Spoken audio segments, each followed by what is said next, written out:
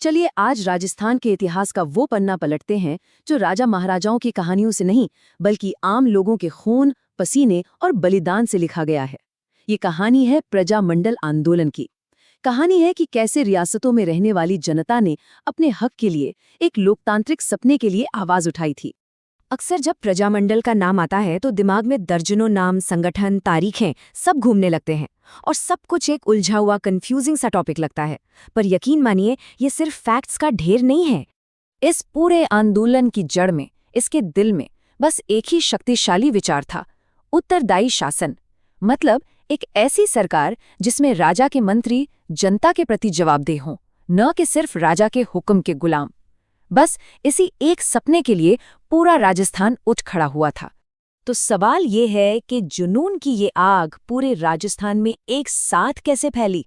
चलिए उस मोड़ पर चलते हैं जिसने इस आंदोलन को एक ऐसी रफ्तार दी जिसे फिर कोई रोक नहीं सका। जरा इस टाइमलाइन पर नजर डालिए। 1938 से पहले कुछ जगहों पर कोशिशें जरूर हुईं, लेकिन 1938 के बाद तो जैसे प्रजामंडलों की बाढ़ ही आ गई। तो आखिर 1938 में ऐसा क्या हो गया था? जवाब है हरिपुरा कांग्रेस अधिवेशन। नेताजी सुभाष चंद्र बोस की अध्यक्षता में कांग्रेस ने पहली बार खुले तौर पर दहाड़ कर ये ऐलान किया कि वो रियासतों में चल रहे स्वतंत्रता आंदोलनों का पूरा समर्थन करती है। ये राजस्थान के क्रांतिकारियों के लिए एक ग्रीन सिग्नल था। जैसे कांग्रेस ने कह दिया हो, उठो, संगठन बनाओ, आंदोलन करो, पूरा हिंदुस्तान तुम्हारे साथ है। तो चलिए अब इन तारीखों और प्रस्तावों से आगे बढ़कर उन इंसानों की कहानियों को महसूस करते हैं जिन्होंने इस आंदोलन को अपने खून और पसीने से सींचा था। राजस्थान का सबसे पहला प्रजामंडल बना जयपुर में 1931 में कर्पूरचंद पाटनी के द्वारा, लेकिन इसमें असली जान फूकी जमनालाल बजाज और हीरालाल शास्त्री ने। पर 1942 में जब पूरे देश में भारत छोड़ो का नारा गूंज रहा था, जयपुर में एक अलग ही कहानी चल रही थी। हुआ ये कि प्रजामंडल के अध्यक्ष हीरालाल शास्त्री और रियासत के प्रधानमंत्री सर मिर्जा इस्माइल के बीच एक समझौता हो गया। नाम था जेंटलमैन अग्रीमेंट। इसमें उत्तरदायी शासन के वादे के बदले भारत छोड़ो आंदोलन से दूर रहने की बात थी। इस समझौते के खिलाफ बाबा हरीश चंद्र जैसे जोशीले नेता खड़े हुए और उन्होंने अपना अलग संगठन बनाया, आजाद मोर्चा, और आज़ादी की लड़ाई में कूद पड़े। अब चलते हैं मारवाड़ के तपते रेगिस्तान की तरफ। यहाँ की आवाज थे जय नारायण व्यास। उन्होंने तोल आंदोलन से जनता को जगाया। कृष्णा दिवस मनाकर एक युवती पर हुए अत्याचार के खिलाफ आवाज उठाई और आखिर में डाबड़ा कांड में हुए किसानों के नरसंहार ने सामंतशाही की क्रूरता को पूरी तरह बेनकाब कर दिया। मारवाड़ से अब मेवाड़ के पहाड़ों की ओर यहाँ क्रांति की मशाल उठाई माणिक्यलाल वर्मा ने।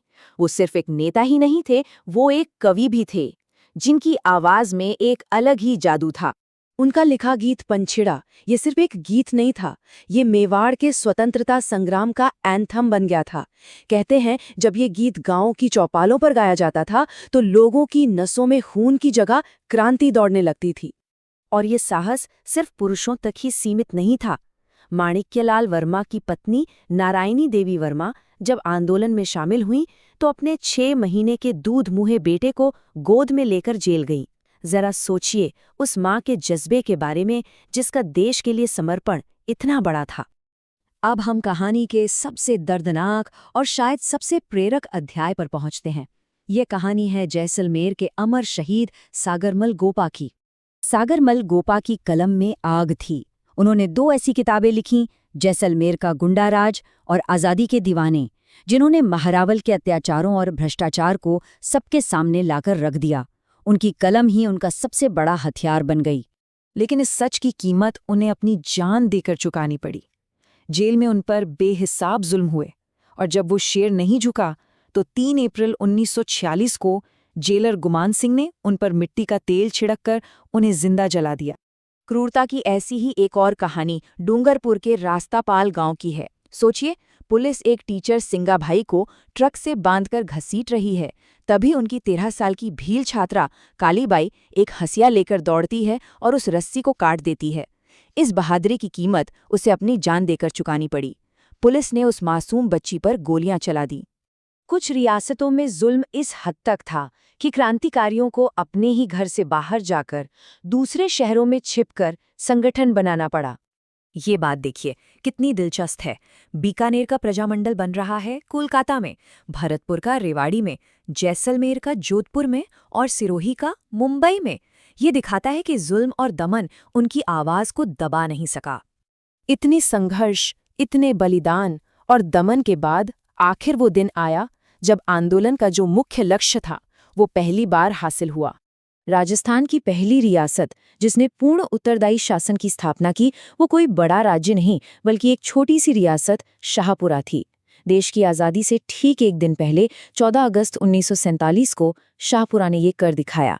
तो इन सभी आंदोलनों का अंत में नतीजा क्या निकला, इनकी विरासत क्या थी? तो इस पूरी लड़ाई से हासिल क्या हुआ? सबसे पहले तो इसने राजाओं के सदियों पुराने निरंकुश शासन पर फुल स्टॉप लगा दिया। इसने सोई हुई जनता में एक राजनीतिक चेतना जगाई और यही वो नींव बनी जिस पर न सिर्फ राजस्थान का भारत में विलय हुआ बल्कि आज के आधुनिक लोकतांत्रिक राजस्थान का निर्माण हुआ। तो जो विषय हमें शुरू में नामों और तारीखों का एक उबाऊ अध्याय लग रहा था, वो अब सागर मलगोपा, कालीबाई और नारायणी देवी जैसे अनगिनत नायकों के साहस की एक प्रेरणा देने वाली कहानी बन गया है। और अंत में एक सवाल, जिस उत्तरदायी शासन यानी जवाबदेह सरकार के लिए उन लोगों ने अपनी जानें कुर्बान कर दी, उस जिम्मेदारी का आज के लोकतंत्र में क्या महत्व है? ये एक ऐसा प्रश्न है जिस पर हम सभी को सोचना चाहिए।